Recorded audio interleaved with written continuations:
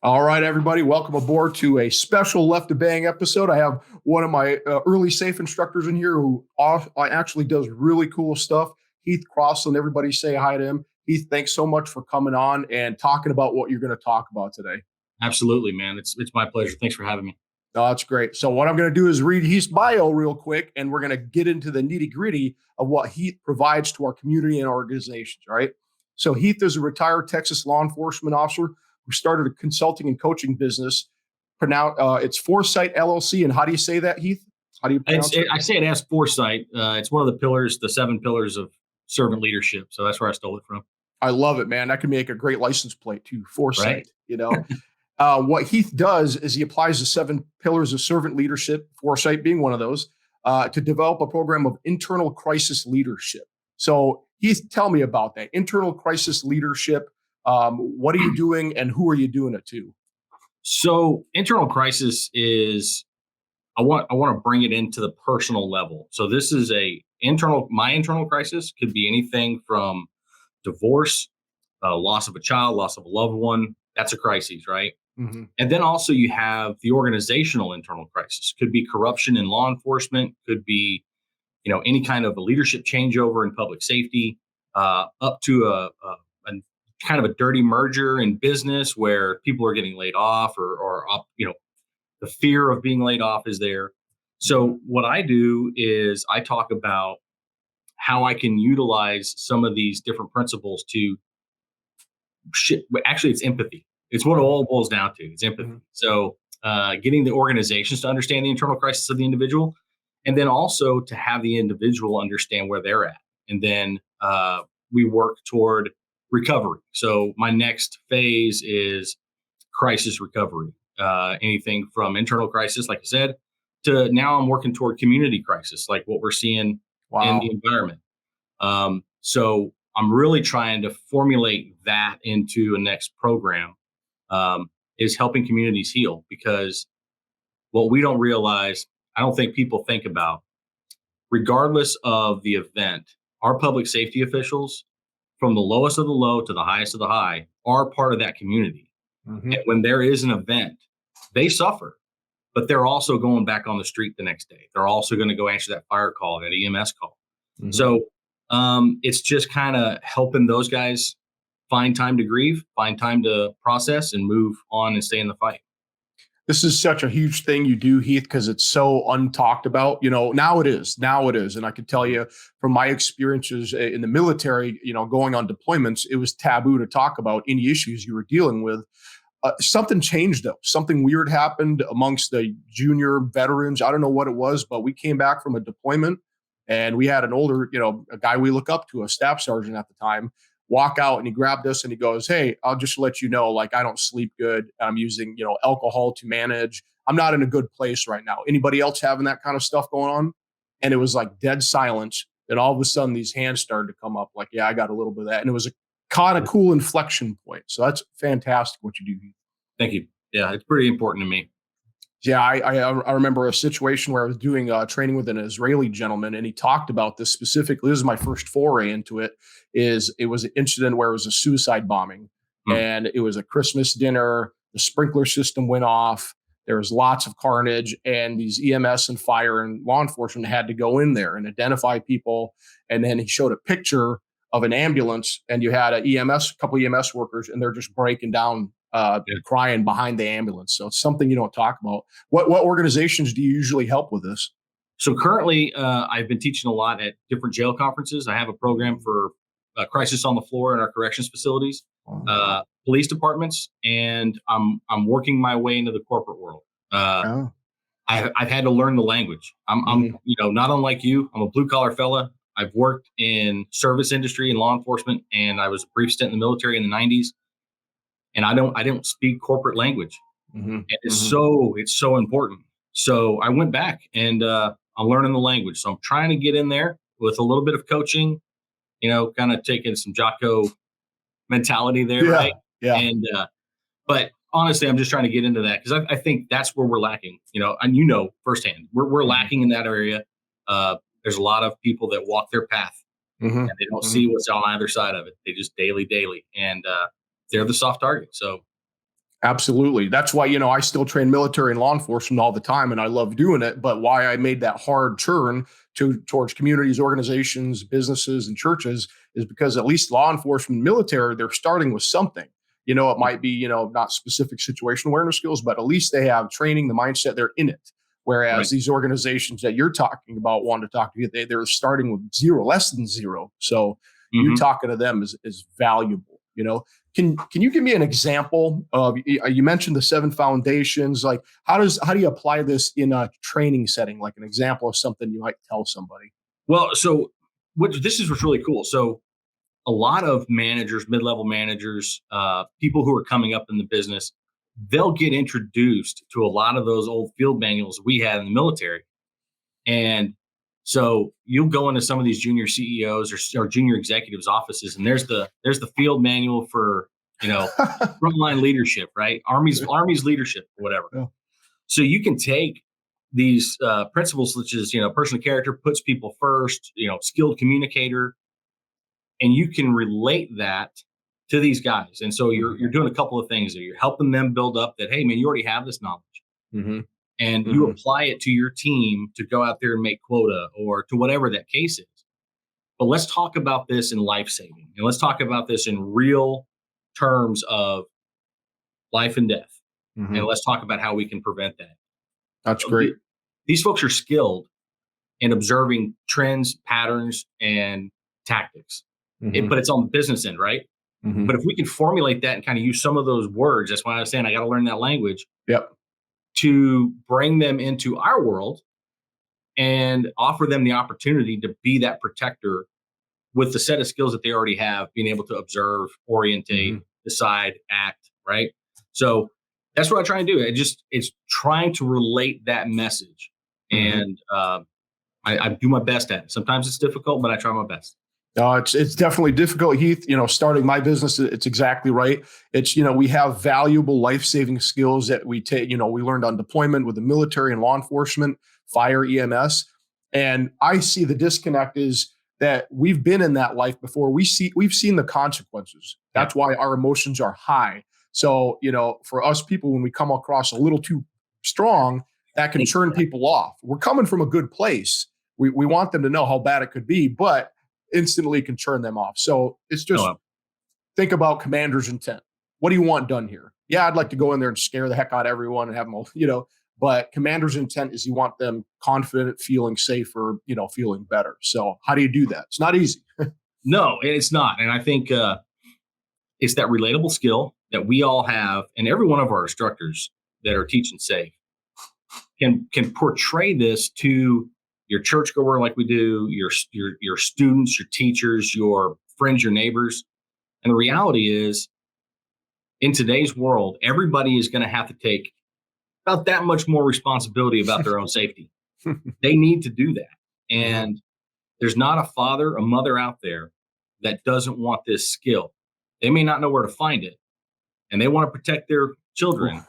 It's just, we've got to find the niches and get in there and get these people to understand our message. And that's really what drives me. That's kind of my motivator. That's awesome. And so let me ask you this question. You work with law enforcement, getting into the corporate side.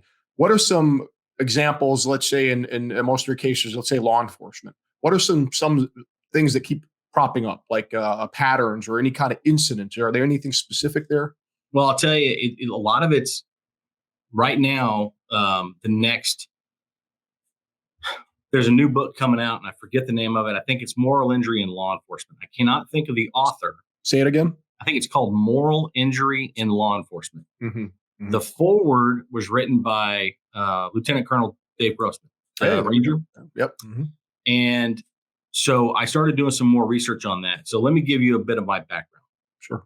So in 2010, I was involved in a critical incident in the line of duty. The long short is it was a big shootout. One of my officers was killed, and I had a hard time recovering. Okay. As time went on, I thought that I was doing better. I thought I had got things taken care of. I found a book called The Good News About PTSD by a guy named Dion Jensen. He's out of New Zealand. Write that down. Yeah. It's called The Good News About PTSD. And it's kind of a weird title, but I get it. I think I see where you're going. Yeah. so I read the book, and I got to be honest, I kind of relived a lot of the stuff that I had put away. Mm-hmm. And what I'm finding is cops do really good, EMS, military. We all of us alpha dogs do really good at putting stuff away, Mm-hmm. you know? And so I use the analogy, the Mentos and the Diet Coke. Yeah. Yeah. So that Diet Coke is my hurt locker, and or that the lack of a better term, that 5 pounds of shit in a 2-pound bag. Mm-hmm. So that is full, and I take that critical incident and I throw that in there, and everything starts to churn and bubble. Mm-hmm. And one event, it could be I got on the wrong shift, somebody was rude to me at work, my wife's begging me to do something, I don't want to go outside, and that lid comes off, and everything that's inside your hurt locker comes out. Mm-hmm.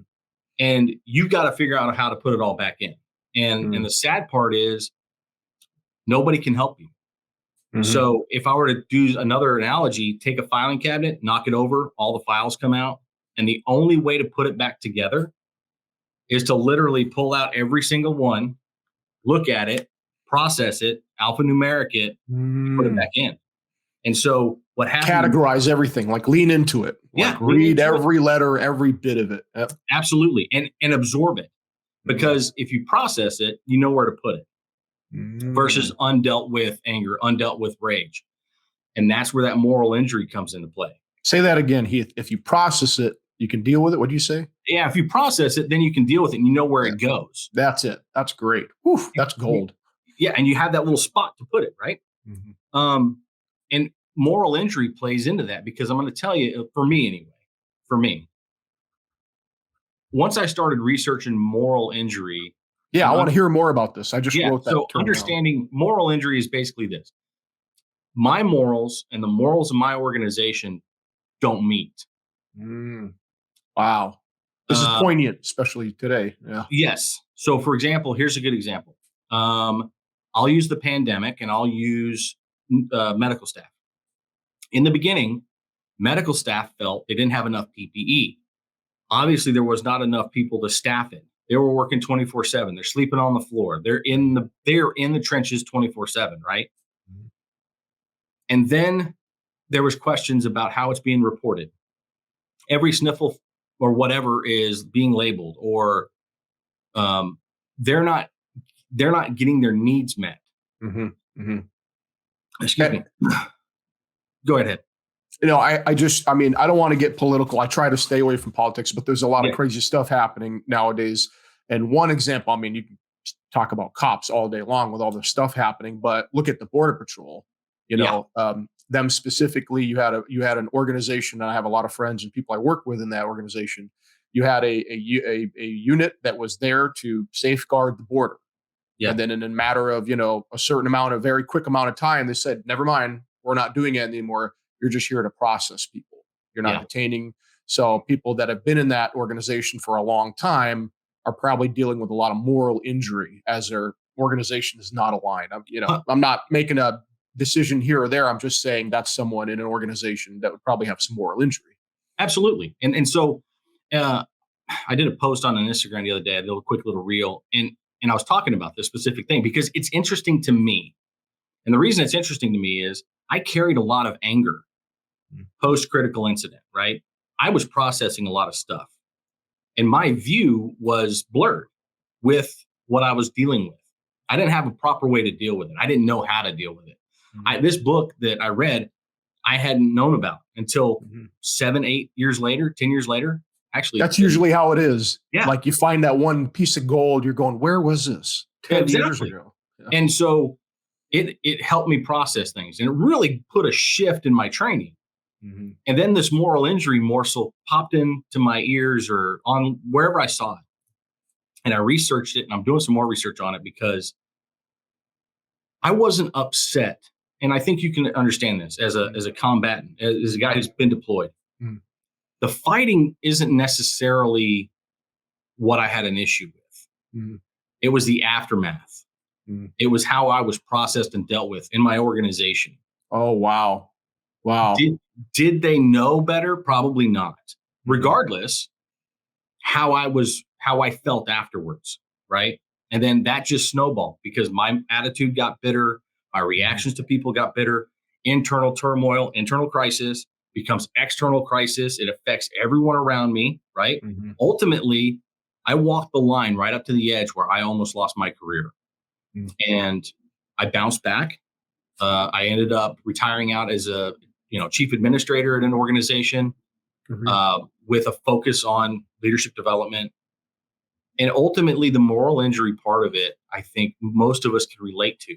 Mhm. When my chief walks outside and takes a knee, regardless of what it's about, Mhm. I understand he's trying to build a bridge. Logically, I understand he's trying to bring the community together. But what's happening is he's going out there, and then I feel like he doesn't respect what I've done. He doesn't Mhm. respect the amount of effort I put in. And if Mhm. that's the case, then where does that leave me? Mhm. I've given you blood, sweat, and tears, and now I feel jaded and dejected. Mhm. So that's why it's so important for us to talk about what It it needs all. to be a much bigger topic than it. I'm just hearing about this term moral injury, Yeah, and like you defining it, my head's on fire going, oh my goodness, there's a lot of moral injury happening right now. Um, there was a debate years ago. I mean, I don't even know if it's still a debate within law enforcement, but remember, Masad Ayub?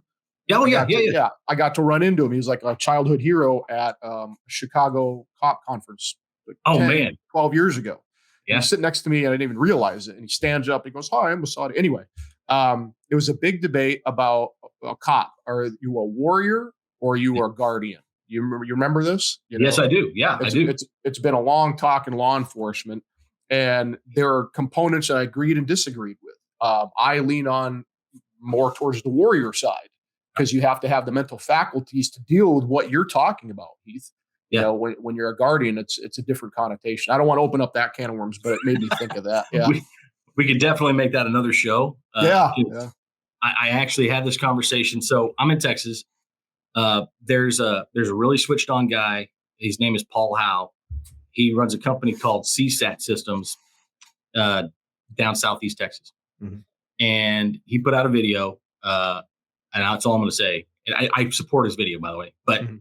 I was literally having a conversation with the chief of police that I know, and we were talking about training tactics and other things. So Foresight, as a whole, is a training company, right? I do a lot of different training, and the coaching aspect of it falls into play in other areas. So that's why I was talking to this chief about actual firearm stuff, Mhm. and we were talking about the training aspect. And you know, I said there was a time many years ago, post Hollywood shootout, like right after that big Hollywood shootout, 44 Mhm. minutes, I think it's a movie Mhm. called. We introduced a rifle program, and as a young officer with some military experience, I got to do the rifle program. And I remember I had read, oh my gosh, one of Grossman's books. On killing, on combat. Yes, one of Uh, those. And I said, hey, we got to focus on this warrior mindset. And literally, the room was kind of like this. yeah. I don't know. Mhm. That's a little aggressive. And I'm like, what's Mhm. aggressive? The wording. Mhm. And this is like early 2000s. So yeah, I Wow. remember that conversation. And Yeah. it's hard. It's hard to get past that. But I think we kind of went off on a tangent there. Sorry. But Yeah, I definitely added to that tangent. So let me do this, Heath. So I want to. Do you have an example, something that you can talk about? Obviously, no names or something where we work through one of these pillars of the crisis management. Anything like that. um, well, yeah. So I'll give you an example. I'll just use me for an example. That's the best way to go. Sure. Yeah. So I went to an organization where they were recovering from some massive crisis. We're talking, um, there was a suicide involved with an upper administrator. There was some that led to a lot of investigations. Basically, any state agency that could come in and investigate did. And they Mhm. were lined up at the door, the wolves, so to speak. Wow. And so I go to this organization and I have to make an impression that I'm the new kid. And so what I did was I let people vent. Mhm. And I was just that skilled communicator. I was letting people vent and talk about it. And everybody was scared. Mhm. This is a right to work situation. It's a new administration coming in the door.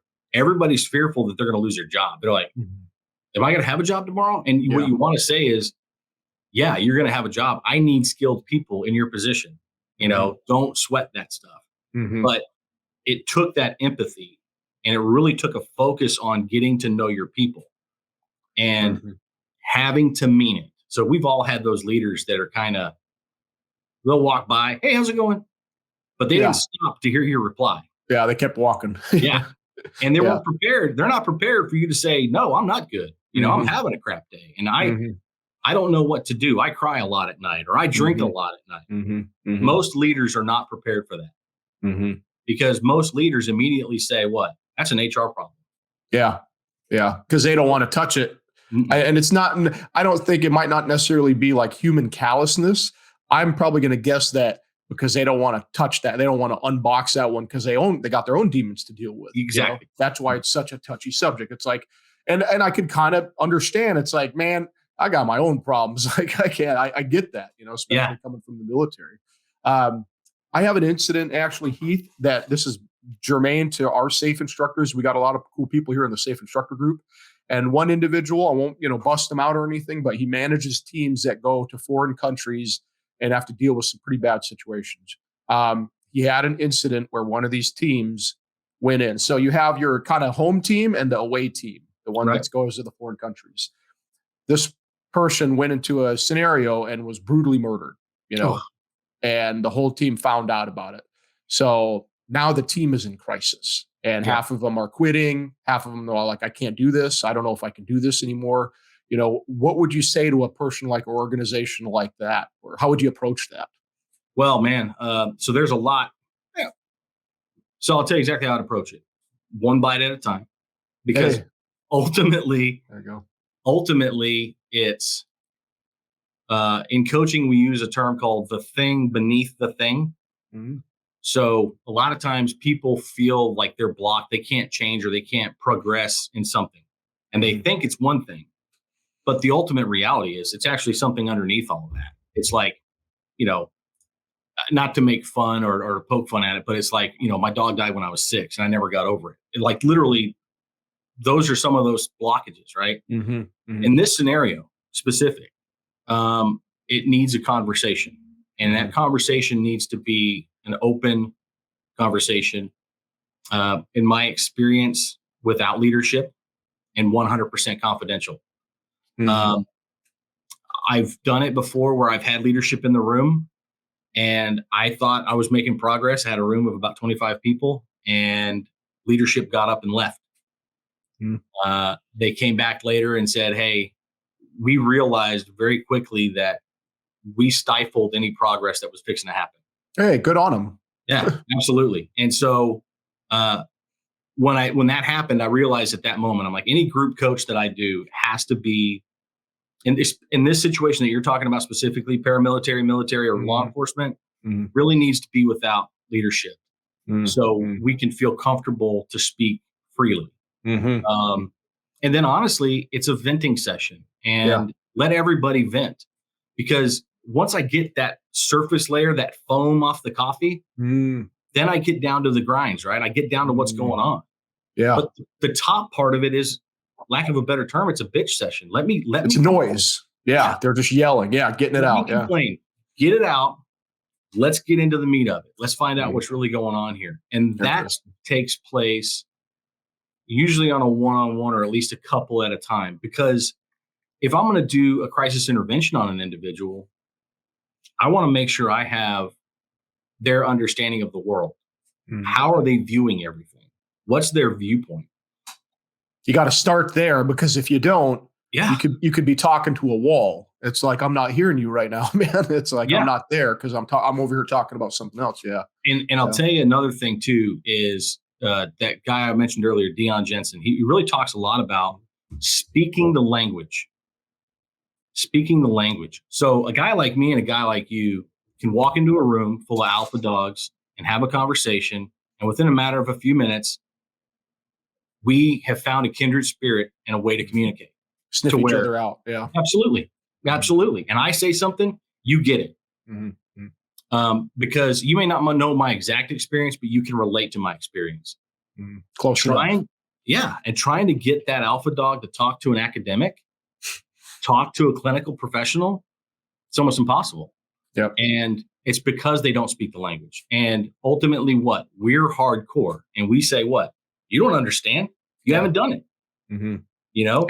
It's funny that every time I teach cops, this isn't necessarily a PTSD thing, but you guys are some cantankerous old guys sometimes. Yeah. You're the hardest crowds. But what I usually do, and my safe instructors, you can steal this one, is I'll pick the meanest looking dude there. Might be leadership, might be not, but they're going to be the ones who are like, who's this dude? Arms crossed. I'm like, yep, there's my guy.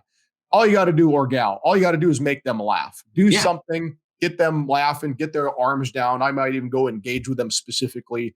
And what you'll start to see is people start nod their heads. They're like, okay, it's cool. But that's that number one barrier. I do humor. I break it down. Absolutely. And absolutely. Pretty quick.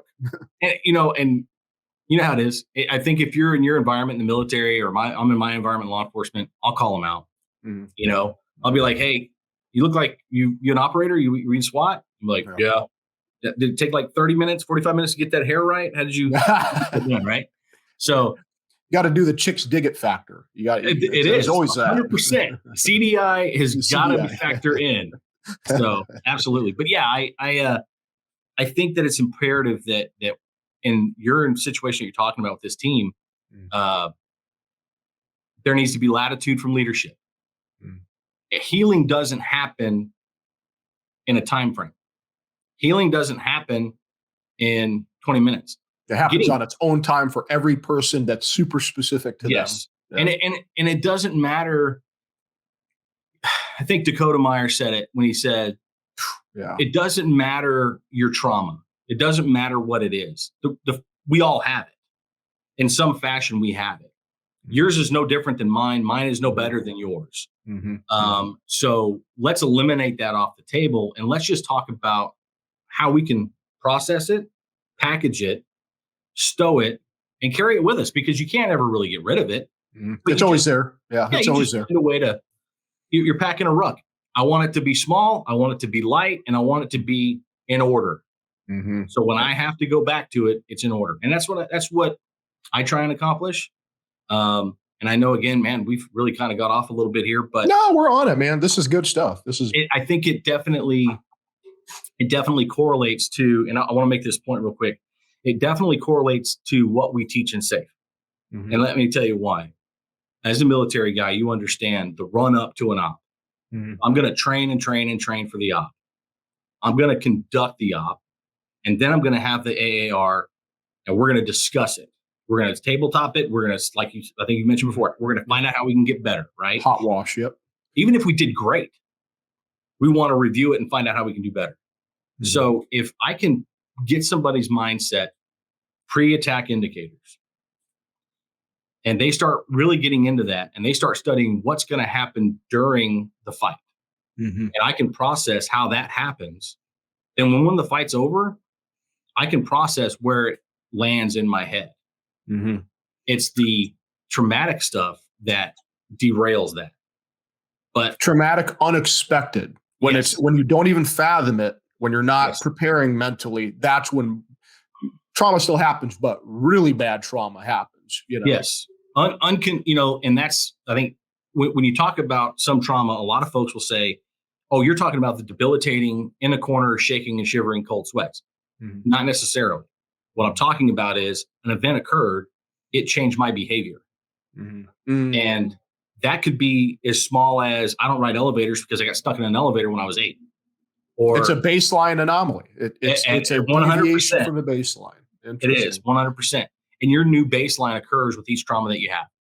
So if I have someone who is generally, a sourpuss and angry all the time and just depressed, something happens, then all of a sudden they're super happy. I'm not saying that's a bad thing, but you might want to dig a little bit deeper, because of this behavior change. 100%. And that goes back to that anomaly, that lining it out.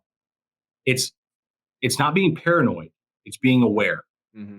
And if I can take that concept, apply it to a department to where, hey, I'm on a shift with Billy and he's usually really cool, but now all of a sudden he's not talking to anybody. He's not doing any work. He's not proactive. He's not shagging calls. Mm-hmm.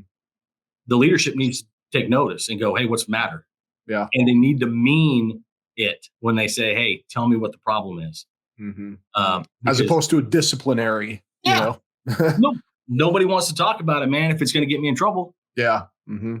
Or you jam me up. It's like, all right, whatever. I'm never going to say a thing again in the rest of my career. Absolutely. Absolutely. Yeah. And it's a hard line, man. I talked to a doctor one time and, we were talking about PTSD and, me, I'm Mr. Tough Guy, it's like, I know I'm good. I don't think that, everyone carries it different. Everyone's got that thing. I have exposure from a young age from the Gulf War. I don't know. I'm no, researcher, but I got to fathom that has something to do with my conditioning. Having seen it younger and then going back, maybe that's why it's not effective. But she told me something really cool. She goes, look, PTSD isn't what you think it is. Yes, it's traumatic and it could be night sweats and nightmares and all that. This is in Long Beach. She goes, you parked your car today in the big parking structure, right? And I'm like, yeah. And she goes, you walked away from your car and like, let's say hypothetically, you see a car and the tire is about 2 or 3 inches over the line. What do you do? What do you feel? I'm like, oh, I'm pissed. That person's an idiot. They're a complete scumbag. And she's like, why are you getting mad about that? I'm like, they're not just, are you an idiot parking lines? She's going, you're getting mad because I joined the military when I was 18.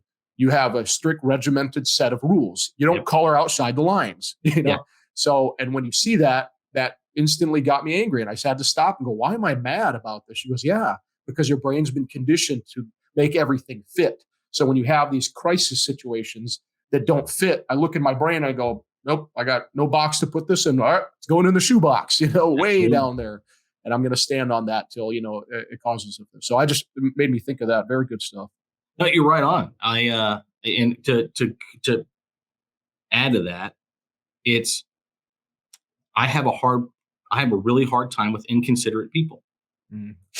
As part of a team, part of a unit, part of a platoon, part of a squad, everything I did affected the next guy. And I knew that. I needed to be on time. I needed to be prepared. I needed to be reliable. I needed to be able to handle business when I needed to handle business because that guy relied on me. Mm-hmm. And so I was squared away. In the regular world, when we get out of what we do for a living and then we try this new stuff, I'm running across inconsiderate people all the time. Mm-hmm. And they don't care. They don't care how far over the line they get into your space or whatever it may be. So good on you for recognizing it because that's the key. Yeah. If I get anything to these guys that I talk to about crisis intervention or crisis recovery, if you can recognize it when it's happening, then you can work toward changing it. Mm-hmm. Once you realize it's not serving you in a positive way, you can change it. Mm-hmm. It's just when do you decide to do that and how are you going to do that? That's totally up to you. But we're all capable. So Heath was just talking about, I'm sick of this, making that statement. I'm sick of this. I don't want to do it anymore. What's that movie? You're like, I'm sick in hell. I'm not going to take it anymore. You're screaming out the window. So that is a good little compass heading to go, okay, something's happened here. When I've said the words, I'm sick of this, or I don't want to do, we've all been there. You need to take a step back and go, all right, why did I just say that? Why am I having so much emotion towards this specific thing? Well, it's ruining my life and I don't feel good anymore. Okay. That's an indicator. It's like in land nav. I learned land navigation in the military, which is one thing. It's map and compass. And then I learned orienteering, which is different. You use a map and compass, but rarely, and they put in stop gaps. So you get a couple terrain features like a ridge line here and a ridge line here. I know my points at the bottom of this ridge line, but if I hit this river, I know I've gone too far. That's my stop point, my stop gap. Absolutely. So this is a cool mental stopgap. When you hit that river or go, I'm sick of this, take a step back and go, hey, wait a minute, something's changed here. And for me, to kind of go back a little bit through my process, like I said, my one of the biggest triggering events was in 2010. And I really, in the past couple of years, have been focusing on my business and pushing this message. So there was some time in there. Mm-hmm. And I hit those points where Uh, here's a sad story, and this will be a good soundbite. Mm. I remember I was not happy with work. I was not feeling it at all. I was going to work mad. I was mad at everything. And I remember my wife explaining to my kids why daddy didn't go places, why daddy didn't go to Six Flags, why daddy doesn't like fireworks, why, bro, I feel it right now. Even talking about it. That's right? heavy, man. That's heavy. Yeah. And so I heard my wife making excuses to my children about my behavior. Hmm. You get a moment where you go, I've got to figure this out. Yeah. That's not happening anymore. No, Yeah. no, I can't do that because I'm robbing them now. Right. Mm-hmm. As a hermit, as a solo individual, you can behave almost how you want, and it doesn't affect a lot of people. As a father, as a husband, as a son, and that family unit, if you have that, if you're blessed to have that, you can't do that because it's no longer deployments taking my time. Those deployments are taking their time. Wow. You're spitting gold out here, my friend. Heath, you need to write a book. I mean, these are big concepts. This is good stuff. That was my point I was going with earlier, where we've had this violence. I think, back then it's been like World War II. You just shut up and don't talk about it, or Vietnam. Yeah. But I think you're seeing kind of a renaissance where guys like you and me have gone forward for 20 years. We're all beat to shit, and all beat up. And we're going, hey, young bucks, maybe there's a better way to do this. I was watching Sean Ryan's podcast, and he had DJ Shipley on there. He was a Navy SEAL. Yeah. And that interview is Looney Tunes. It's Looney Tunes, the amount of stuff, some of these people have gone through, and it sheds light. And I think we're getting smarter. You're seeing a lot of these, studly people you'd think stoic and quiet. They're going, you know what? Yeah, you need to open up. The people I've met in my life who have been genuine, opened up, and like care about your emotion, they're people you'd never guess. The big hard ass buff dude, those are the ones who are most attuned because they've seen the damage. They've seen the violence that happens on deployment, the after effects, the family effects, and they say, and they go, you don't want to go down that road. That way lies madness, It does. And I think we get lulled into this false sense, and it's rebellion. And I can imagine it now, and I don't want to get too political, but it's rebellion. As a young man making your way in the world, tearing shit up and being a badass is like top of your list. Yeah. And we learn from all of our heroes on TV, you don't cry, you don't show emotion, you kick ass, you take names, and you do the mission. And that's it. You're mission focused. And it takes us a while to get beat, to get hurt, to get whatever. And then we find that one thing in our life that means more than us. And for me, the day my daughter was born, I never remembered what it was like before that. I literally, that day, I was like, I don't remember what it's like to not have a child. You just washed it away. Different part of your life. Yeah. And then as time goes on, and I got blinded to my behavior, and it took me overhearing a conversation about my behavior's effect on my family. And it may not be that. It may be your sixth DWI. It may be, it may be the bar fight with the old dude that was just being mean. Whatever it is, you've gone over your limit. You've hit your rev limiter. You're over it. So most of us will have that moment of clarity. It's what they call it in, when you AA. You have a moment of clarity where you realize my behavior versus my reward don't match. And my behavior is now having a negative effect on my family. And so it's outside of me now. So that's the stuff we fight. That's the stuff that we want to get better at. And that's the stuff that internal crisis leadership was built on, letting administrations know that, look, you're going to call on these guys to go back to the front, and they're going to go. You need to understand what they're carrying with them. If I want them to be light on their feet and I want them to be focused on the mission, I've got to help them unpack when they get back. I got to help them stow that equipment, get it lined out, throw away what needs to be thrown away, keep what you need to keep, and move forward.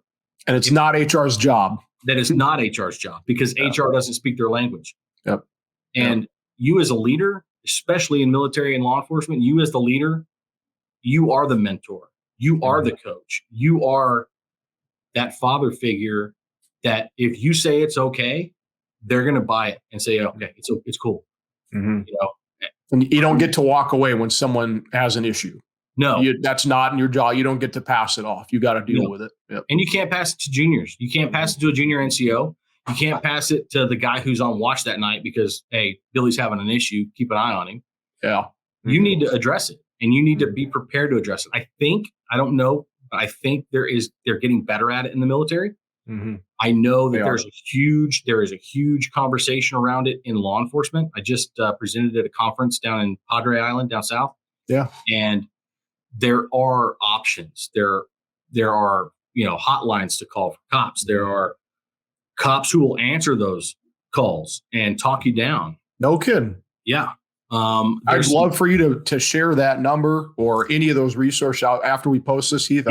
I'd love to have that. I've never even heard of that. And it's a fantastic idea. The military, we have one. It's called Military One Source, I think. No matter any time in the world, you can call them. Yes. I have it on a slide in my internal crisis leadership. I think that I have if you get on LinkedIn, there's a company out there called Blue Help or Safety Help or something like that. Blue Help is the cop one. Yeah. And you can get some stats from them, and they have a hotline as well. And anyway, but I digress a little bit. There is help. There is ways out there. So I know that the topic is big, but here's the issue. We can bring awareness to a topic, right? And in our SAFE program, we can bring awareness to our situation, bring our situational awareness up. But at some point, you have to make a choice of what your actions are going to be. Mm-hmm. And so in our communities of military and law enforcement, public safety, civilian, community crisis, what's the action item? Where do I start? If I bring awareness, great. We're now aware of the problem. Okay, so what? Yeah. How do I fix it? Mm-hmm. How do I fix it? And the only way you fix it is there are people out there that have answers. There are people out there like you, like me, who have looked into this, taught this, talk about this, and can give you real world solutions. And ultimately, you've got to figure out how I can get these people at the table to have a conversation. Mm-hmm. And that's where our veterans who have been deployed to these places and had rival factions get together to communicate, to try and build bridges, mm-hmm. they have something to offer on how we can get this division a little bit closer together. Absolutely. I don't know, but there's experience there, and I think we need to tap into that. So I want to tap into it right now, Heath. I'll leave you with this. I'll leave you with the last word. How do people find you, Heath? I think you're doing such a service out there that the Jewish faith, I'm not Jewish, but the Jewish faith has a thing called a mitzvah. It's a moral good. It's something so important that you just have to do it. And what you're doing out there is that. It is awesome. a good. It is a plus to this world. So how do people find you, Heath, and how do they get a hold of you? So there is a website. It's called Foresight, the number 4, CITELLC.com. I'm on Instagram at Coach Crossland, Coach_Crossland. I also have a Foresight LLC Instagram, Foresight LLC Facebook, and I'm trying to think. I have a LinkedIn also under my name, Heath Crossland. Perfect. And you can find me at all those places, man. And I am not afraid to collaborate, talk, chat, help, whatever it takes. And, we figure it out. Awesome. Thanks so much for coming on, Heath. And we'll drop all those links. And it's been an absolute pleasure, my friend. Thank you. Stay safe out there and keep doing what you're doing. Awesome, guys. I appreciate it. Thank you. Take care.